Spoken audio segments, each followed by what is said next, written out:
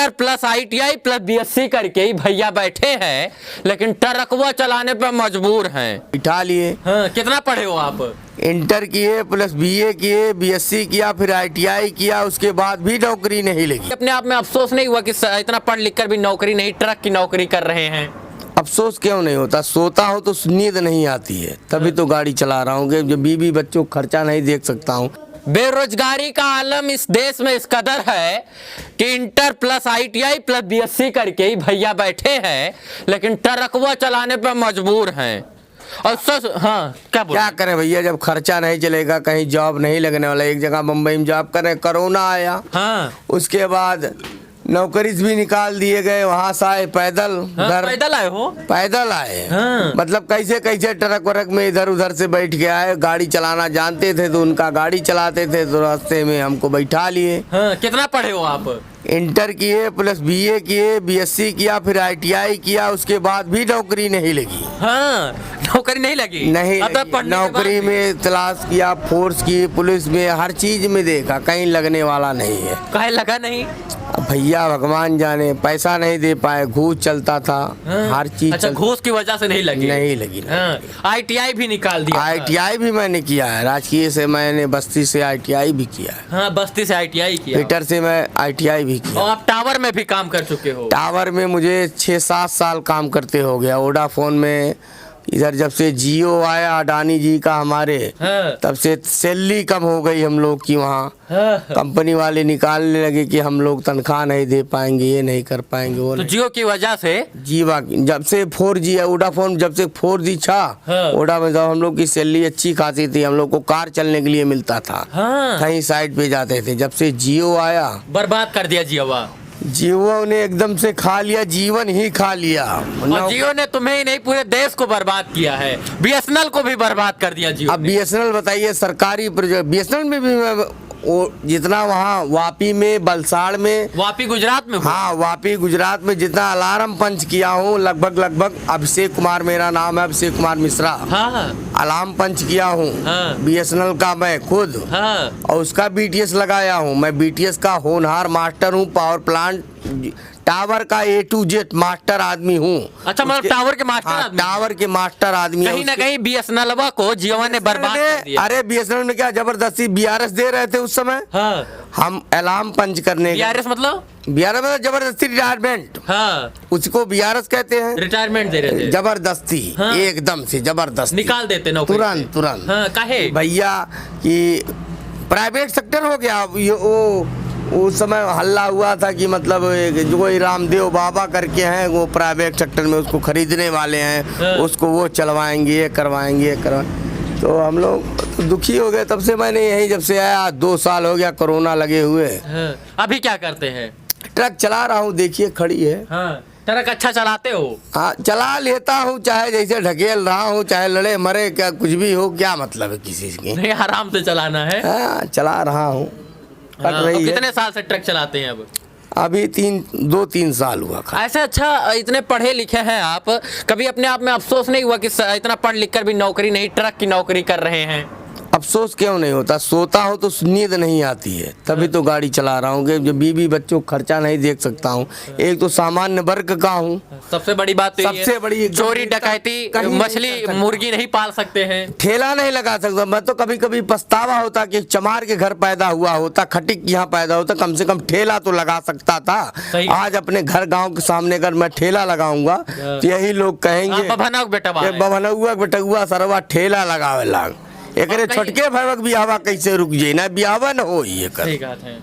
और कहीं ना कहीं आज के मगर बीवी बच्चों खर्चा देखना, एक बच्चा होने हो गया है, कहाँ चलाऊंगा खर्चा। अगर मान लो बाप हमारा बाप भी मेरे प्राइवेट ही गाड़ी चलाते हैं, नौकरी करते गुजरात में जाके। अरे बाप रे। कहीं 10 बिस्सा मेरे पास खेती है खाली। 10 बिस्सा। और इतना पढ़ लिख कर पढ़ने में भी पैसा लगाया, अब कमाने में भी पैसा। बाप ने मेरे कमा के पढ़ाया मुझे, मगर 3 भाई हम, तीनों की सरकारी नौकरी नहीं लगी। कैसे घर का जीवन यापन करें। अब सबके पास खर्चा है, बीवी बच्चे हैं, छोटे भाई शादी नहीं कर पाए, और 1.5 कमा हमारे पास, रहने के लिए घर भी है। रहने के लिए घर ही एक है, एक ही घर है। देश में शिक्षित लोगों की कमी नहीं है, लेकिन कहीं ना कहीं शिक्षित लोग बेरोजगार हैं, और जो बेरोजगार नहीं है वो ट्रक चला रहे हैं, टेम्पू चला रहे हैं, ठेला लगा रहे हैं, रिक्शा चला रहे हैं। और जो मोदी जी तो कहते हैं पढ़ लिख लो, इसके बाद पकौड़ा बेचो। कुछ नहीं, आज तक सरकारी योजना किसी का कोई ई श्रम कार्ड बोले कि बनवाइए आपका 500 आएगा 1000 आएगा, बनवा के छोड़ा हूँ, 1 रुपया अकाउंट में नहीं आया। नहीं आएगा। कभी जब मैं हाई स्कूल इंटर में पढ़ रहा था तो कभी आज तक वजीफा नहीं आया। हाँ। किसी भी सरकार में। मोदी जी को मैं नहीं कह रहा हूँ, कोई भी सरकार में नहीं, 1 पैसा नहीं आया। ये फार्म भरवाइए, वो भरवाइए, आज तक वह जो ये सौभाग्य योजना एक कार्ड बना है दवा कराने वाला, उसमें भी मेरा नाम है, उसका भी कोई लाभ है आज तक नहीं मिला है। नहीं मिला कोई लाभ। ये लाभ सिर्फ और सिर्फ ना अमीर के बच्चों को मिलता है। नहीं, अमीरों के बच्चे वहाँ मतलब जाओ तो बोलेंगे गोल्डन कार्ड लाओ, ये लाओ, तो सरकार बनाती किस लिए है? उसी लिए डायरेक्ट गोल्डन कार्ड नहीं बना के दे हमको। तो अब टावर पे नौकरी नहीं कीजिएगा? नहीं भैया, देखिए इससे गाड़ी चलने वाली नहीं है। जहाँ ज़्यादा पैसा मिलेगा वहीं के काम करेंगे, क्योंकि भाई खर्चा तो ऐसे चलेगा नहीं हमारा। अब तो अपना कैसे चला रहे हैं 2 साल। ITI भी आपने किया है, BSc भी किया है, BA भी किया, सब पास आउट हैं, लेकिन कहीं ना कहीं देश में आज काम नहीं मिलने वाला है। काम नहीं, अपने यूपी में तो कहीं नौकरिये नहीं है। क्या काम करेंगे भाई? वॉचमैनी करे 4000 मिलेगा। सही। किसी के यहाँ ड्राइवरी करेंगे 6000 मिलेगा। आत्मनिर्भर बन रहे हो? आत्मनिर्भर या ठेला लगा सकते हैं, हमारे पास पूंजी तो है नहीं कि ट्रक खरीद लेंगे, ट्रक मालिक बन के बैठेंगे। सही कहा। तो और आपको लोन भी नहीं देगा ट्रक के नाम पे? अरे भैया, मार्कशीट लेके जाओ, बैंक वाला खदेड़ देता किस बेस पे आपको लोन देना है। तो हमको अगर लोन मिले तो हम क्यों नहीं गाड़ी खरीद के चला सकते हैं? सही कह रहे हैं। वहाँ भी तो खदेड़ दिए जाते हैं। चाय पी लीजिए एक बार, फिर बात करेंगे। ये हमारे साथ एक भैया थे जो ढाबे पे बैठे हुए थे। जब इनकी वृत्तांत कथा सुनी तो मैंने सोचा क्यों ना देश की जनता के साथ रखा जाए। कहीं ना कहीं देशवा में ना इनकी तरह हर दूसरा आदमी पीड़ित है। कहीं ना कहीं इनके बगल बैठा दूसरा आदमी भी पढ़ लिख कर आज ट्रक और टेम्पू चलाने पर मजबूर है। और इस देश में ट्रक टेम्पू जब तक ऐसे लोग पढ़े लिखे लोग चलाते रहेंगे, जब तक इस देश में अनपढ़ नेता लोग सत्ता में काबिज रहेंगे, तब तक पढ़े लिखे लोग ट्रक और टेम्पू चलाएंगे। क्यों भैया? सही बात है। हाँ। जैसे देखिए भैया, यहाँ कोई सुनने वाला नहीं है। जैसे एक सरकार दूसरे सरकार पे लांछन लगाए, तुम चोर हो, तुम अरे चोर सिपाही खेल आपस में आप लोग खेल रहे हो। पिस तो हम लोग रहे बीच में, हमारी तो उम्र बीत जाएगी। बीवी बच्चों को कोई सुख नहीं दे पाएंगे। आप लोग झगड़ा ऐसे करते चले जाएंगे, दर पीढ़ी आपका झगड़ा चलेगा। गरीबी में तो हम लोग जूझ रहे हैं ना। सही कह रहे हैं। इस सत्ता के खेल में पिसता है सिर्फ और गरीब आदमी, जवान आदमी इस सत्ता के खेल में। तो उसके लिए क्या भाई, वो फॉर्च्यूनर से अपना घूम रहा है, इस साइकिल कमाल के बाद हाथी मानते हैं भाई। हम इसको कुछ नहीं मानते हैं। वोट किसको दे? हम तो आज कंफ्यूज हैं। कोई नहीं समस्या का समाधान निकाल पा रहा है, आज तक कोई नहीं निकाल पाया।